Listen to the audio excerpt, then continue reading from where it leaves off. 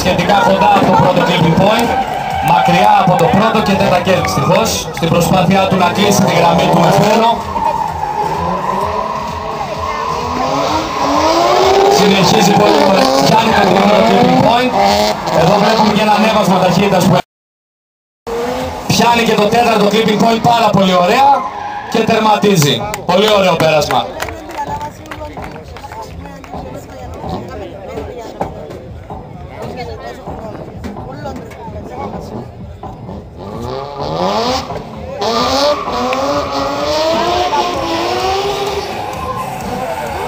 Πιάνει το πρώτο clipping point με υπερβολική χρήση χειροφρένου όμως. Πιάνει και το δεύτερο, μηδενίζει τα χιλιόμετρά του. Έντονο χειρόφρενο και εδώ στη μεταφορά βάρους. Πιάνει και το τρίτο clipping point. Συνεχίζει. Πιάνει και το τέταρτο. Ωραίο πέρασμα, έφτιασε όλα τα clipping point. Απλά είχε λίγο βίαιη χρήση χειροφρένου στην προσπάθειά του να κάνει σωστή ροή. Πάμε για το τρίτο πέρασμα.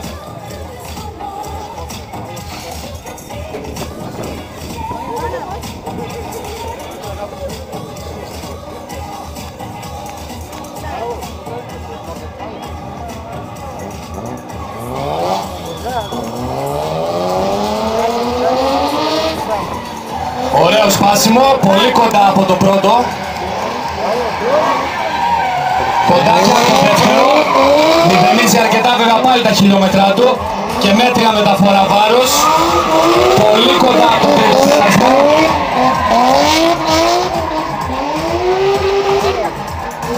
Πολύ κοντά και από το τέταρτο. Πάρα πολύ καλό πέρασμα. Μπράβο στον Πάμπο, χειροκρότημα.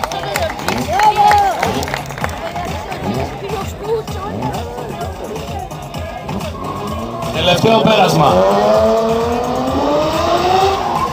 Ξεκίνησε με Δευτέρα ο Πάμπος, έσπασε ωραία και δυστυχώς ένα τετακέρ. Δεν πειράζει, προπόνηση είναι, εδώ δικαιούμαστε να δοκιμάσουμε όλες τις υπερβολές.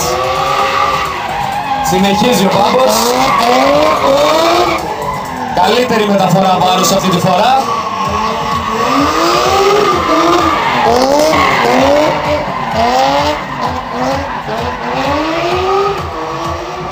Πολύ ωραίο πέρασμα, παρά το τετακέρ. Δυνατό χειροκρότημα για τον Πάμπο. Πάμε στο νούμερο 2. Σταύρος Χαραλάμπους, ΑΕ86 1616 βάρμιδο. Ένα αρκετά αδύναμο αυτοκίνητο, οπότε πρέπει να τον εμψυχώσουμε. Τέτακέρ δυστυχώς.